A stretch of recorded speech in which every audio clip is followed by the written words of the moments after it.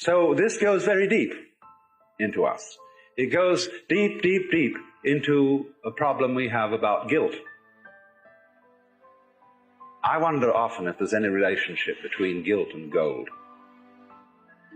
That the love of money is the root of evil. It's a very true saying.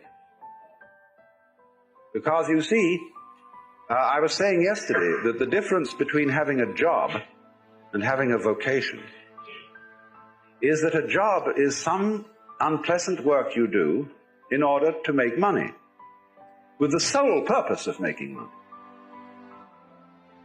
And there are plenty of jobs because there is still a certain amount of dirty work that nobody wants to do, and that therefore they will pay someone to do it. But if you do a job with the sole purpose of making money, you are absurd. Because if money becomes the goal, and it does when you work that way, you begin increasingly to confuse it with happiness or with pleasure. Yes, one can take a whole handful of crisp dollar bills and practically water your mouth over. But this is as kind of a person who is confused, like a Pavlov dog, who salivates on the wrong bell.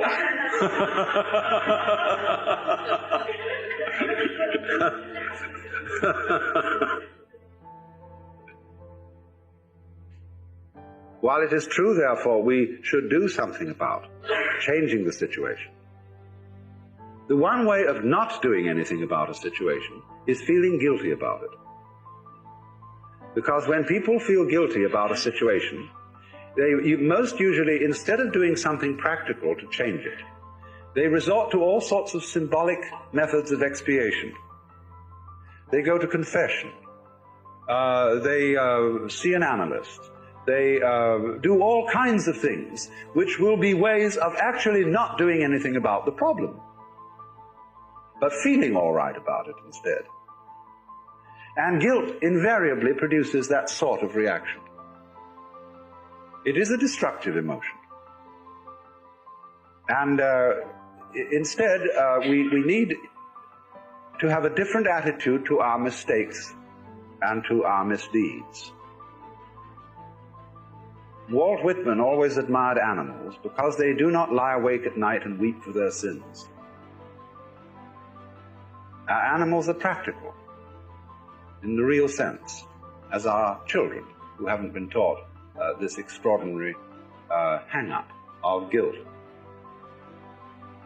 Because if you have done something wrong and you have made a mistake, and somebody makes you ashamed of it and guilty, you run around licking the sores of your wounded ego because you feel your pride has been hurt. The first thing to understand is that it is not a serious failing in a human being to make mistakes. Everybody has to make mistakes. There is no way out of it. You can't learn anything unless you make mistakes. So likewise, I know a very great anthropologist who was taught music, playing the piano in the same way I was.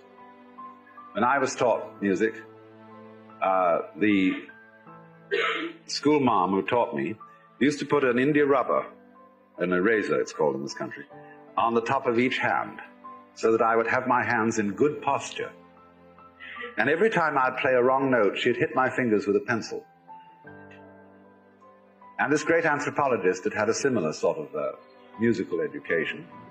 And when confronted with a piano in the presence of an absolutely marvelous teacher in San Francisco, she said she was amazed. He was completely incapable of reading notes. He blocked at everything. So, another great teacher of the piano I knew said simply, "You must not be afraid of playing wrong notes. Just forget it. Play it wrong. And then eventually go over it again and you'll eventually get it right. But you must not block. Always keep the same rhythm going, even if you have to slow it down. But keep the proportionate rhythm of one note to another. And if it's the wrong note, play the wrong note, as long as you play something in the right rhythm. So, you know, this is a way of taking away people's blockage, people's guilt and shame about making mistakes. So you absolutely, freedom means, basically, the freedom to make mistakes. The freedom to be a damn fool. And then not to recriminate with yourself when you do finally realize that it was a mistake, but simply don't do it again. Or at least do it less often.